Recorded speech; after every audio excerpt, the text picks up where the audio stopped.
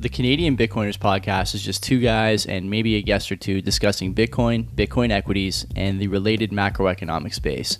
It's not meant to be financial advice, so please, if you're doing any investing after listening to our program, do your own research, do your own due diligence, and understand that any money you invest can be lost. The show is meant for entertainment purposes only, and we hope you enjoy the program. That was good. 101.51. That's perfect. Okay, let's get going here. Notable stories. Many of them. I wish it was the previous name. I got home from work today and I saw the thing you write every week, the wrap up, and it's like 60 points long. So there must be a number of notable stories you're interested in covering here, because we didn't cover 60 of them in the first hour. So where are we going to land there's here? Lots to chat. There's so much, and I left some stories on the cutting room floor in the first hour. So either way, Joey, there's lots of stuff we got to do. We should actually sell this on our Patreon or something. When we set it up, yeah. It's not happening. Anyways, new home buyers in the United States. Looks like they may be subjected to some form of a targeted UBI, because President Joe Biden was on Twitter yesterday or 2 days ago. God, what a story this is. Yeah. I can't believe this. So he was on Twitter and he wrote that he has a housing plan. And what is this housing plan he has? Well, he's thinking about giving $400 a month to households who buy their first home. No, so not individuals, but households. So $400 given to the actual household per month. And that money will be giving out to those first-time home buyers for a period of 2 years. Unreal. Right? So the question initially comes up, is this good politics? Because I understand what they're trying to achieve. You know, it's targeting a small segment of the population. We have to be honest. It's not going to be covering a lot of people. So you're going to be impacting positively a very small section of the population. Renters who don't have enough scratch out there to buy a home, well, they're going to be shut out and continue to be shut off from the marketplace. They have no access to the $400. Mm-hmm. People already owning homes, they're going to be on the outside looking in. So this type of politics is going to be just impacting a very small amount of people. Right. And what happens when that $400 runs dry? Because anybody who remembers what happens with the subprime some 15 years ago, those subprime mortgages, it was cheaper for a period of time until it was priced in as per the market. And then at that point, people were unable to afford their house. This won't be as drastic as a subprime because we're dealing with a very small segment of population. And it is as dumb though. It is as dumb. Yes, it's on par with that. And on top of that, they're probably going to be screened in at the current mortgage rates. So they're not excluding the $400. That $400 will just be extra money that's coming in. But if rates go up or if the economy continues to tank, somebody loses their job, number of different variables comes into play here. Mm-hmm. They're not going to be able to afford their home. So you already have right now $34 trillion in debt. That's what the U.S. is right now. They're spending $1 trillion annually a year just to deal with the debt. That's it. This $400 a month, where's this money coming from? It's going to be more debt, right? So what happens when you pile more money into the debt? Money gets devalued. It gets devalued, making hard assets like homes even more expensive, and then the cycle continues. So you're just dealing with a problem by creating a bigger problem that's going to be uncovered in the future. Roll it. So, the selling of the future for today, I'm not a fan of it, but then again, this is targeted UBI. I can't believe they're even thinking about this thing, but hey. How do you sell this to the UBI proponents? Like, I'd be curious to hear what Floyd Marinescu would say about this. Whether you agree or disagree with UBI, the people who buy homes are not the people who need it, right? So that's one problem I have. Other problem, Len, in terms of the means testing for this, not for the UBI itself. You mentioned how you get that you have to buy a home, but when you go to the bank and apply for a mortgage, does the bank factor in that you'll have an extra $400 per month if you buy a house? Like, does that drive the price of housing up? If it doesn't, I mean, it's still not great because, as you mentioned there, you're going to get used to spending that money. This happens all the time. Okay, no one lives below their means anymore. Unfortunately, that's how we get to this point. If it doesn't, great. But if it does get factored in before you buy the house, and that's how you can get pre-approved for whatever your offer is going to be. man, that's going to drive up the price of homes. Man, that's going to make sure that there's more scarcity. Man, that's going to make life less affordable for everybody. And again, like Biden sort of adding fuel to the fire here. Asset holders are going to benefit greatly from whatever printing event comes next. And you're just adding more fuel to that fire with stuff like this. People are going to be dying to get into homes, trying their hardest, to make sure they get that $400. I continue to ask the question. It's unpopular. Maybe it's a bit abrasive. Show me a person who needs $400 extra every month and has made decisions that put them in a place where they can't afford their life. And I'm not suggesting that everyone is in this position, but many are. These people don't make good decisions with the $400. Did we not talk about UBI, like even before Floyd came on? And by the way, not a shot at Floyd. I think he makes a lot of good points about a lot of the policy positions he has. I may not agree with them, but at least they're well thought out. Meanwhile, policies like this in the States, we talked about a family in Florida where the woman got UBI and took her kids on a trip and got her hair done, right? Like, these people aren't that sharp. And if you just keep giving people money when clearly they don't know what to do with it, like at what point do you call this throwing good money after bad? The worst part about this, when you say it's good politics, these people are going to vote Democrat anyway. I don't even think it's good politics. It's not like you're getting additional votes for this money. That's the thing I would point to. I realize that it's going to be popular among your base, but they're still your base. You're not gonna lose these people if you don't give them the $400. That's the thing I don't really get. I don't understand that part of the politics. So overall, I would say this is like a not great move on the part of the Biden administration. But I mean, not surprising, right? Nothing surprising about that. I like what Boom Dust is right. I'm not repeating that, but yeah, I like it too. It made me laugh. Yeah, but you're right. They probably for the majority are going to be voting Democrat. I don't know. But I'm not trying to defend. You'd imagine that though, right? Like I think that's right. It's just the thing is, I'm wondering how many people it's going to turn off. Like if you, like as I mentioned, a renter and you just don't have it and you're not going to be able to afford it. Yeah. Those people, how many of them are going to look at this and say, "I'm pissed off with this"? Yeah, you're right. I'm not going to be able to get access to it. Or an existing homeowner, like they're saying, "I'm pissed off at this. I'm not going to get access to this." So you're probably going to gain a few, but how many are you going to lose at the same time? It's a net loss, I would imagine. Not only that, $400 a month, I'm not sure how many people are going to take advantage. Sorry, how many households are going to take advantage of it, but you're just adding it onto the debt. And there'll be a bunch to take advantage of it. Like how could they not? If you're on the cusp of buying a home and you're like, man, we could probably do it, but you have a kid on the way or some other expenses coming up and you're like, we can't. Now you're going to be like, yeah, let's do it. Let's pull the trigger. Because you're making two assumptions, right? One, the program will continue in perpetuity. That's not a bad bet. Honestly, it's a safe bet, I think, in a lot of ways. And then the other part is that the home price will continue to appreciate. I don't think either of those are guarantees, though the first is better than the second. Again, like isn't the big problem here too that like banks ultimately are the ones who are taking this risk. And so there is no risk. Like they just get bailed out. Everything is backstopped. Like there's clearly additional moving pieces here that could cause problems, but they don't actually have to factor any of that in.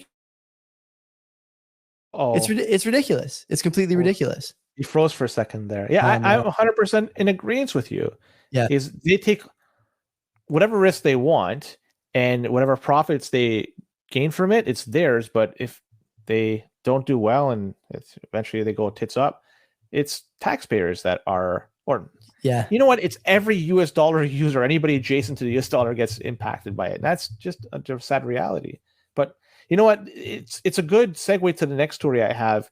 It's a CNBC story. So this is, again, normie news, we could call it.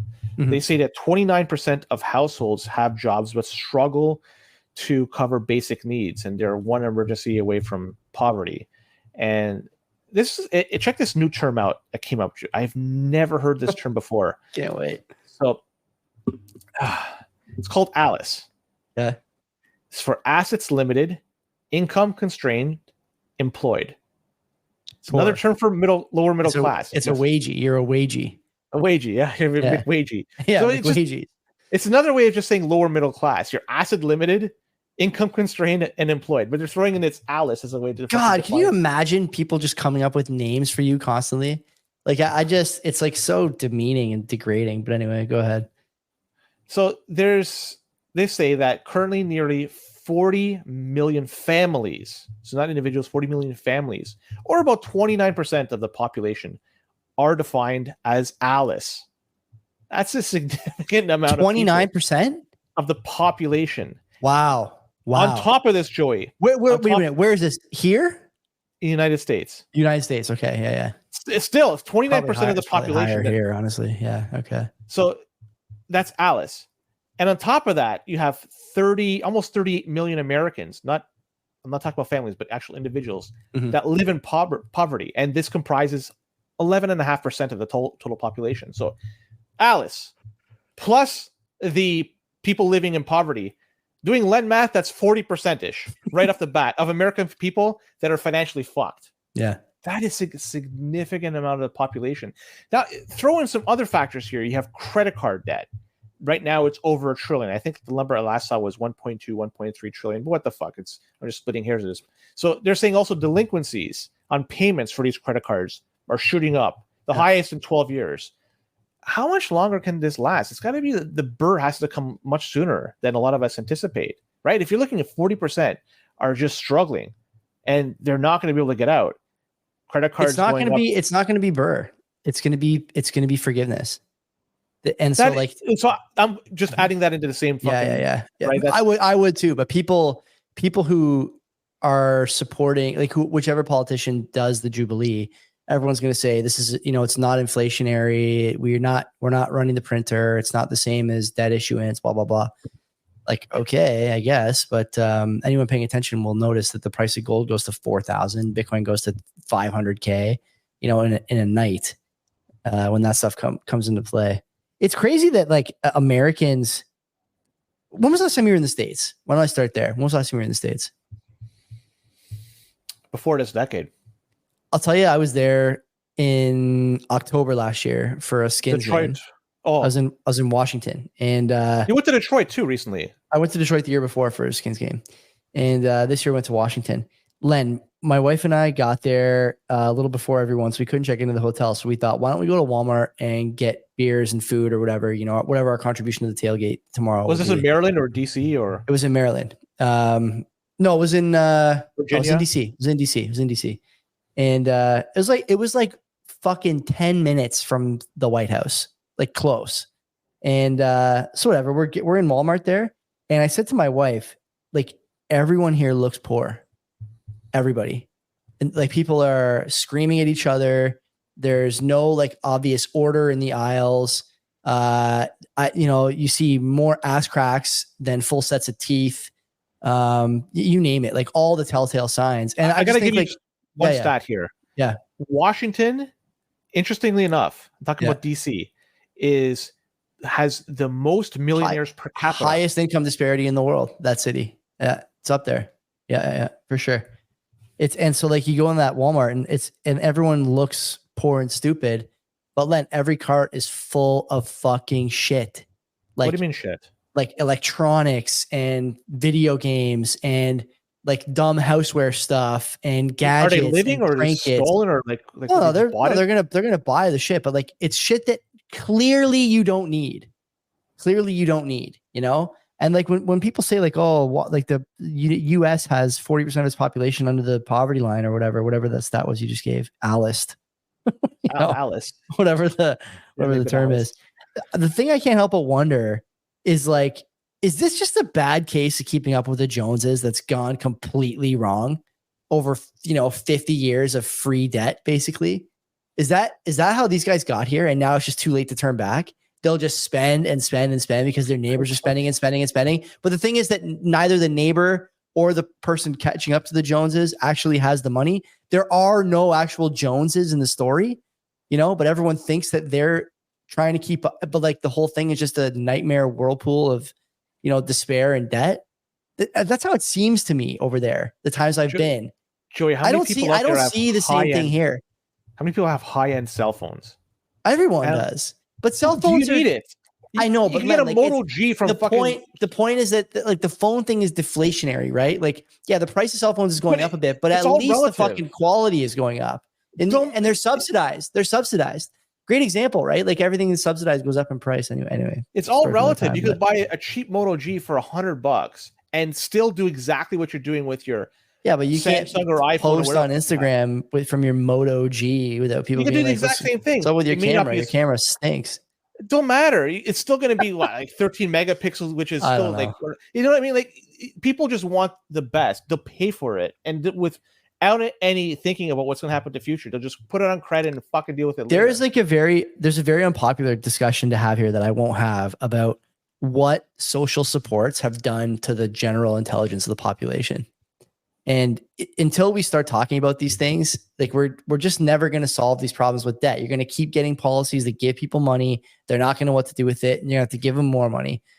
Policies that, ensure that people need to go into debt to get things done. They go into the debt, then they can't pay it. And we got to forgive it. Like I tweeted that picture the other day. That was somebody on my fucking Instagram feed. That's somebody I know. Okay. Not well enough to care what they think of me, but this idea that like this person is about to teach a class at a major American university about behavioral psychology of cats. Who the fuck is paying for that course? And even better, who the fuck is paying that person to teach it? We're done. We're done, man. We're finished. This party is over. Now you're just waiting to see when the cops break it up, but they are going to break it up. And I don't know if you've ever stayed at a party too long, Len, but the sort of people that are around when the cops come to break up a party are not the people you want to be hanging out with. Those are the people who are left at the party right now.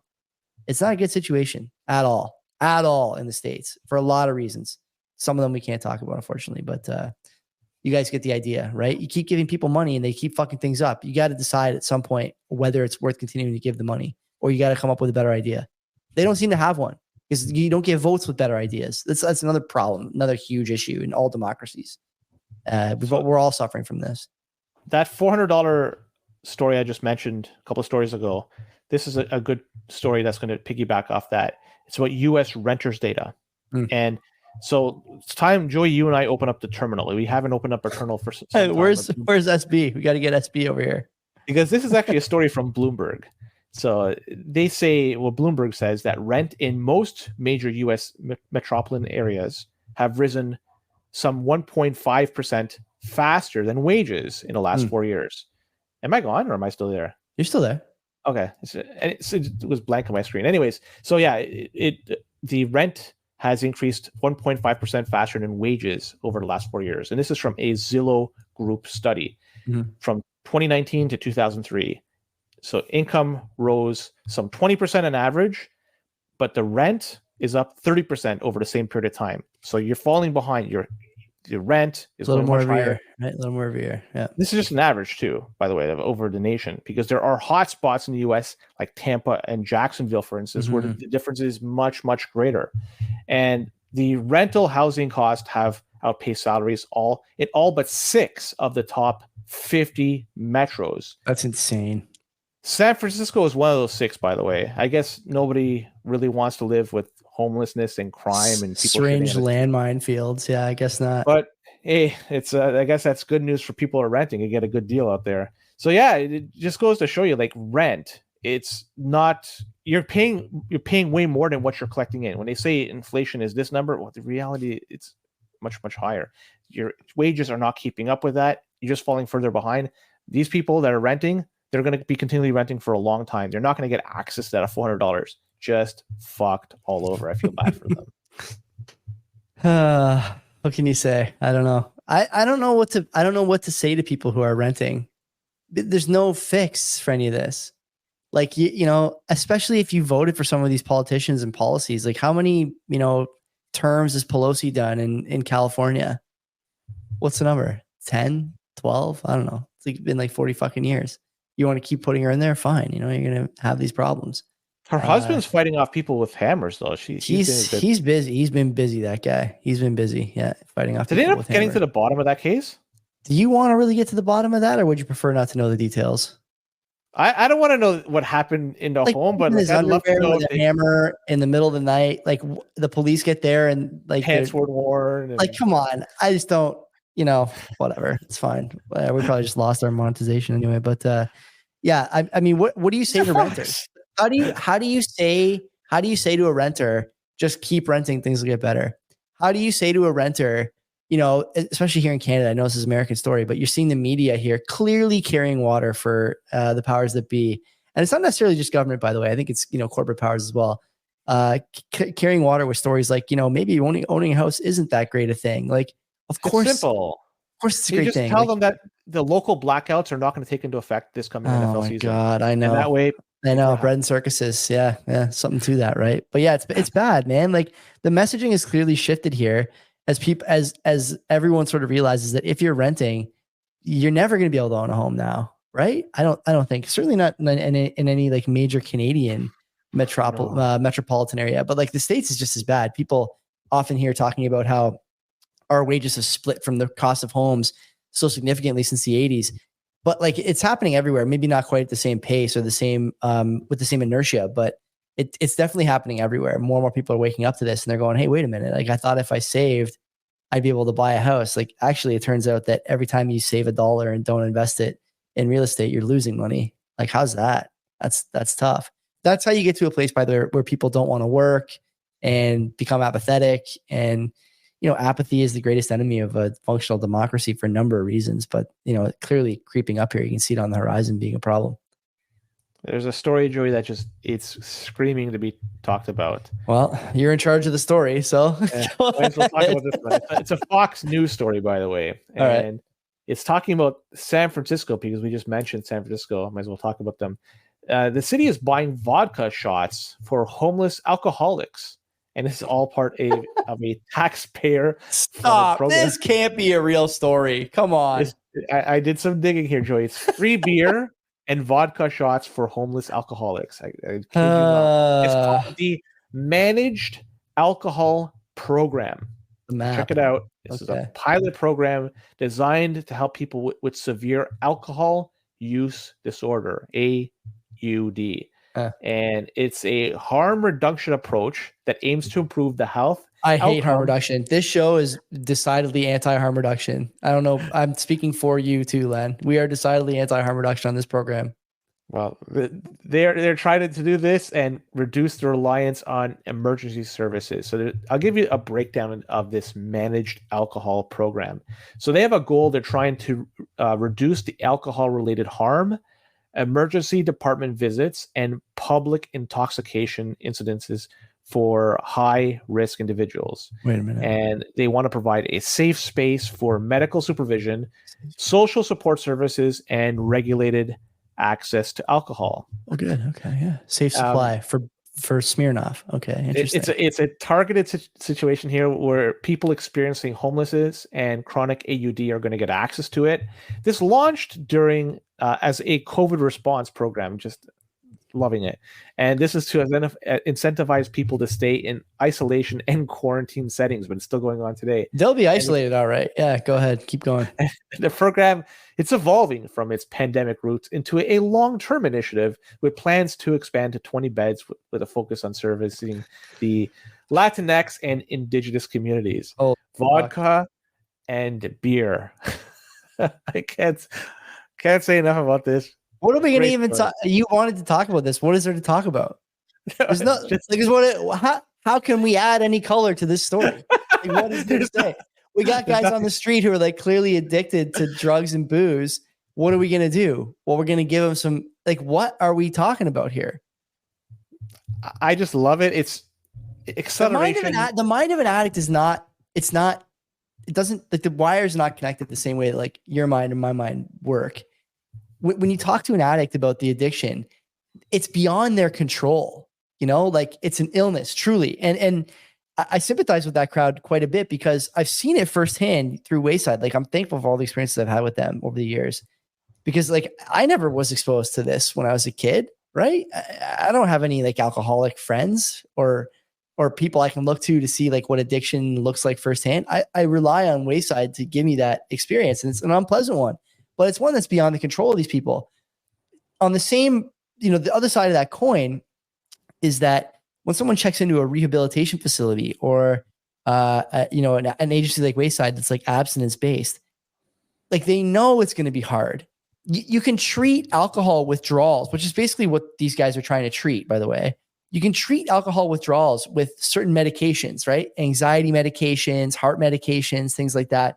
Because withdrawals, at the end of the day, everyone who's had too many beers on a Friday or a Saturday has had the Sunday scaries. The Sunday scaries, that anxious feeling you get is in part driven by alcohol withdrawal. It's very minor, very short-lived, and doesn't have the depth, obviously, that someone who's addicted to alcohol would experience after years of binge drinking. But the same way you can't fight that feeling, these guys can't fight it either. And giving them more booze to solve the problem doesn't fix anything. It's just so stupid. It's stupid policy that stupid people think is smart, but it doesn't actually help anybody. And there's lots of evidence for this. Like harm reduction is popular here in Canada against all the data, showing that harm reduction is, on the whole, sort of a net negative, certainly safe supply in the same way that these guys are giving away beer.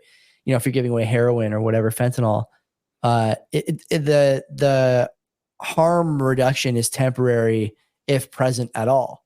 And, this is an easy one, Len. I don't know why they would go through with something like this unless, like I said, you're just trying to make stupid people happy. It just seems to me like we're doing this way too often everywhere. California, obviously, especially easy to talk about because they just fucking love doing this kind of dumb shit in that jurisdiction. But, there's other places too that are doing the same kind of dumb shit. You hear stories like this, though, doesn't it make you think we're so close to the end? Yeah, of course. Right. Of course I do. Of course I think we're close to the end. Man, I'm telling you, Len, like we joke about like the CBDC timeline. I think that's coming ASAP. I think there's going to be a real push to get everyone off of self-custody Bitcoin. I think there's going to be a real push to make sure that people can't leave the country with their capital. There's going to be a war. There's people on Twitter who I believe are like credible, relatively smart people talking about the next false flag being something to do with alien invasion or alien presence, in the sort of near universe. None of this stuff is off the table. Anyone who thinks that there's a non-0% chance that the end of sort of societal, the end of the societal fabric that and love is not that close. Like, I don't know, man. I'd love to know what you're looking at that tells you that it's not that close, but I think a lot of us feel differently, and the evidence really is overwhelming on our side, I would say. It's just going to happen very soon. I see this, and I'm just like, it made me laugh. It was just a true acceleration story. But yeah, savings. Let's talk about savings, sure, because I guess it's another good discussion, because there's some interesting stats with respect to savings in the United States, and it was reported that about $2.1 trillion worth of savings have been wiped out of the U.S. economy since August 2021. So all those stimmy checks that went out, people's bank accounts that they were slightly inflated, there was an uptick in money sent to people's bank accounts, credit card debt that was being paid off. People were spending money, at least wisely for the most part, in some respects, at least from what I can see. All gone, as you mentioned. $70 billion a month of savings have been depleted from American savings accounts. And this has been going on for over 2 years, $70 billion a month. And credit card debt went from $330 billion to a record $1.1 trillion. Nice. When you talk about this type of thing, what happens is when how many Modern Warfare skins can you buy for $1 trillion in credit card debt?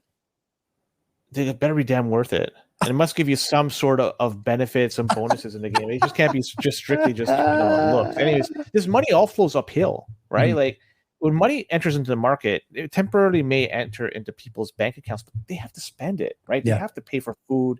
They got to pay for transportation. They got to pay for housing, all that. So it's spent, but it will end up eventually in people's bank accounts or corporations' bank accounts that they're already well off, because they're the ones providing the goods, they're the ones providing the services, and they're the ones that they don't need to spend the same way that other people need to spend. They'll just hoard all this money. So as more money comes flooding in, just the people that have, they're going to have even more. The people that don't, they're going to have even less by comparison. And it just goes to show you that this whole thing it's just, like I say, it's going to blow up very soon. I don't know when, but we're talking trillions here. That's a fucking huge number. And I don't know what else to say. It's mind blowing that people aren't fucking just calling these people out and saying we did fucking something wrong, but nobody's saying much. They just great point by you though on the trickle up economics of stimulus and savings and whatnot, right? Savings are meant to be spent on large items, and so you benefit the asset holder from whom you purchase the item, the car dealer, the apartment building, whatever, right? That's why when people talk about COVID being the largest wealth transfer, there's some discussion about, the sort of broad strokes mechanisms. They closed all mom and pop shops, had to get rid of those stores, and you were able to shop at a Walmart and go get a McDonald's burger, but you couldn't go to the gym, couldn't support a local business, whatever, right? That's one piece. But the piece that you're talking about is the bigger one. It's the one that's less discussed, especially in traditional media. Every dollar that was given to you by the government, you're paying for twice in the inflationary measure that comes from that, and by losing it to a corporation and giving them more power, more pricing power over you, more dominance over you. Insane, man. And I think the biggest problem, and we talk about this sometimes on the show, you and I, we talk about it offline too, in some of our group chats and when we're just shooting shit.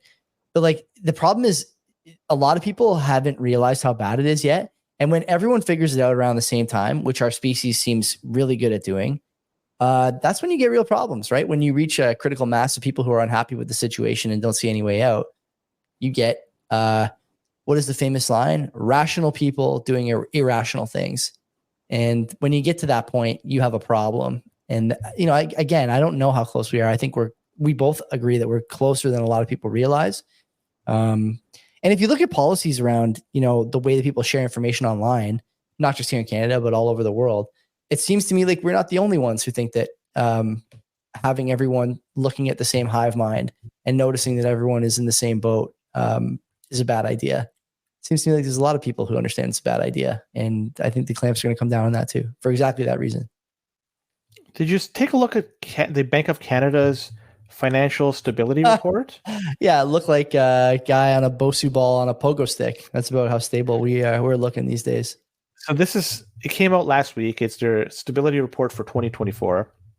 And some key points. I'm reading it straight from the report. I'm not sugarcoating it. This is not my commentary. You can read it. I'll put a link to the report in the chat. So they say Canada's financial system remains resilient.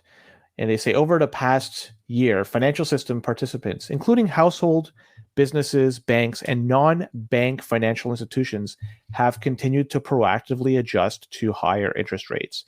But they do say that the rates of arrears on credit cards and auto loans for households without a mortgage. Yep. So these are people that don't have a mortgage. No other major expense. Yep. So the rates of arrears for credit cards and auto loans, it's back to pre-pandemic levels and continues to grow. And this is for people that are renters and outright homeowners. So people that even own a home outright that doesn't have a mortgage is part of this list. They say that about half of the outstanding mortgages are held by borrowers who have yet to face higher rates because they locked in for a long enough period of time.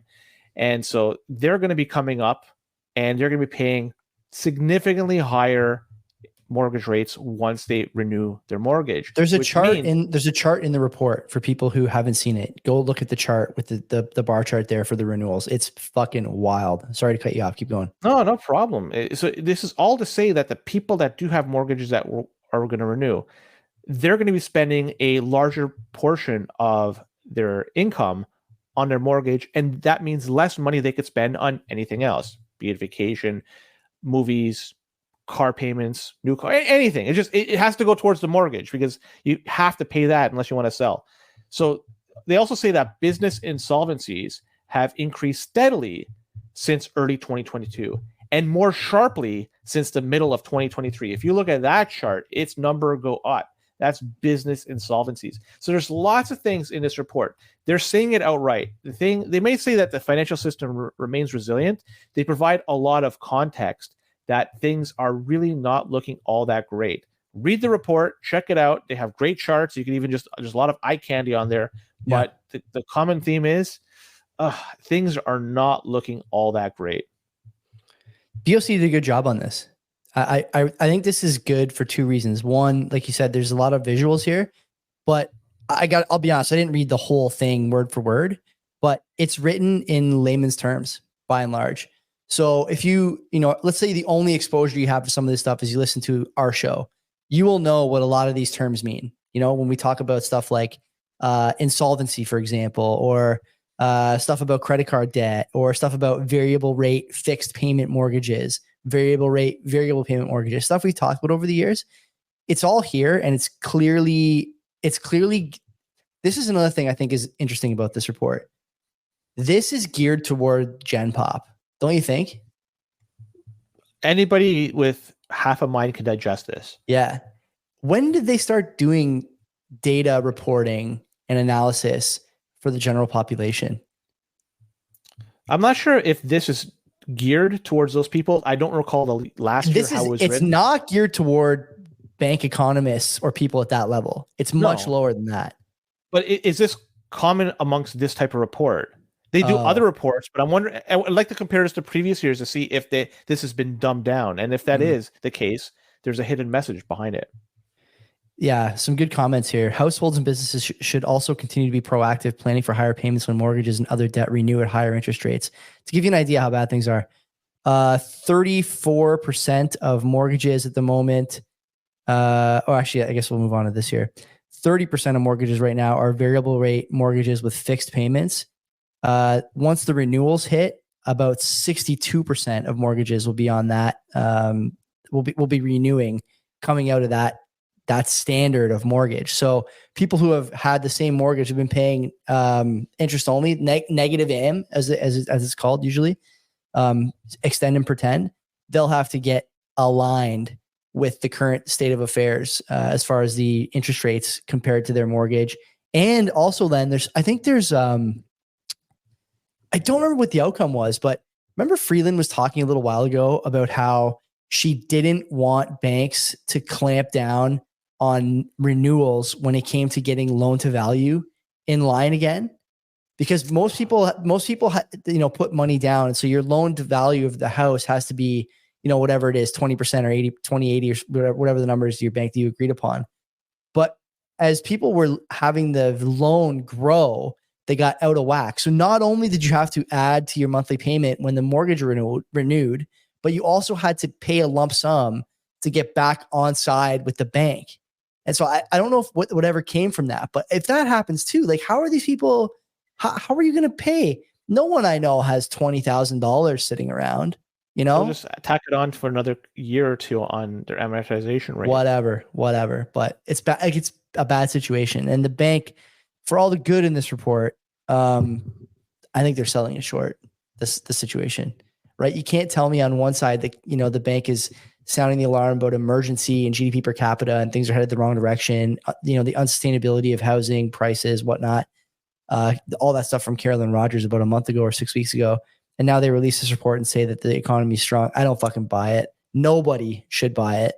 And again, the reason this is that she says she was the one who's painting the bleaker picture. She wasn't like that in the presser last week.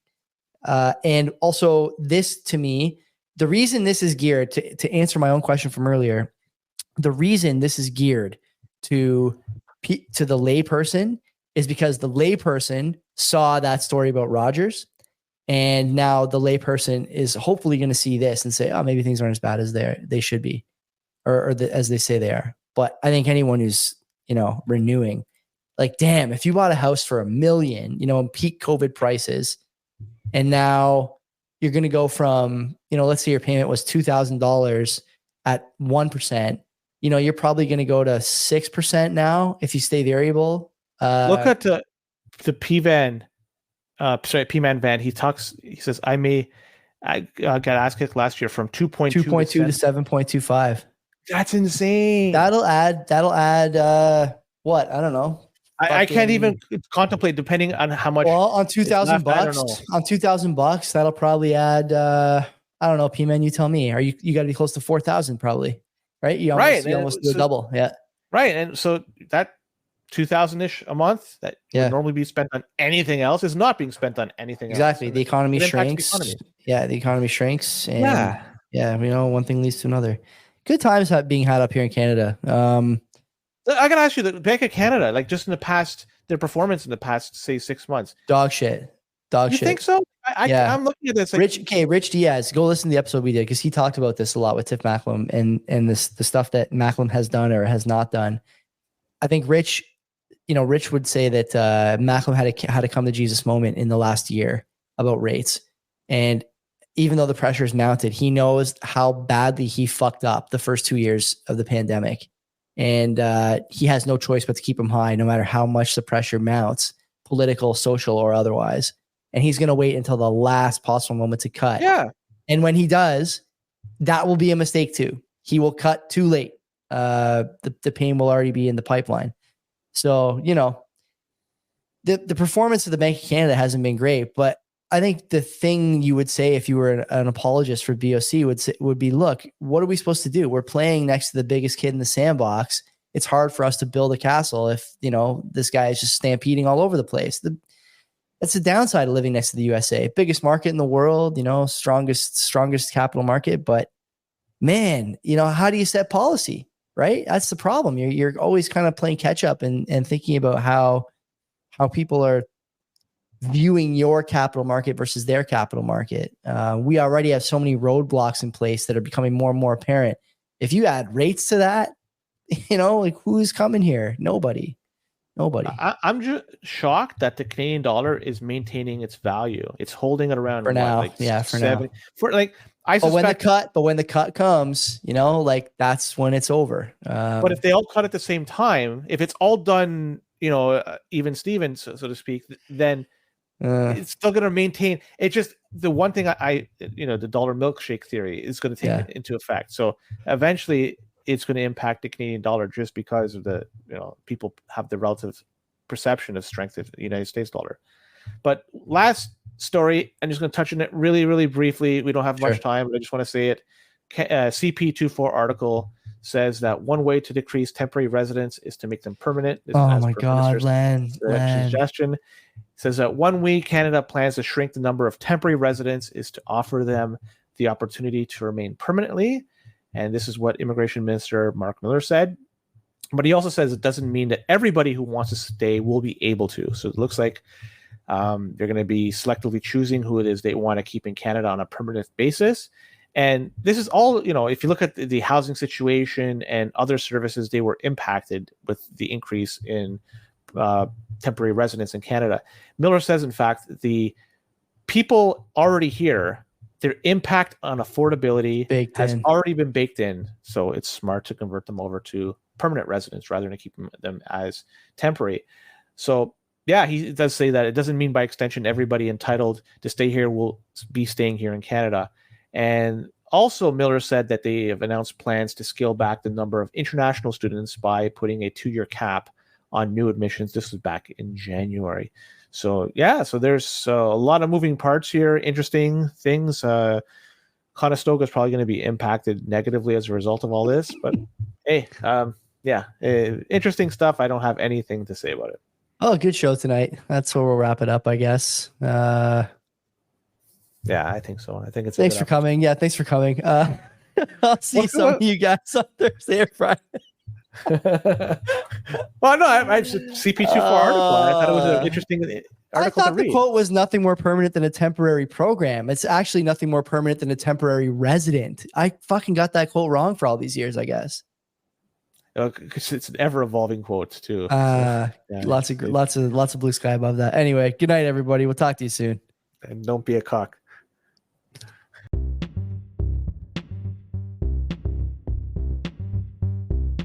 Don't forget, everybody, lots of other stuff on CBP Media Network, including Two Whites and a Blue. Me, Joey, my brother-in-law, Mike, and our friend Will talk about all the problems millennials are having with finance, romance, and just getting by. If you like CBP, if you like the NHL 94 podcast, I guarantee you'll like that one. Search for it, Two Whites and a Blue, anywhere you get your podcasts. We look forward to seeing you.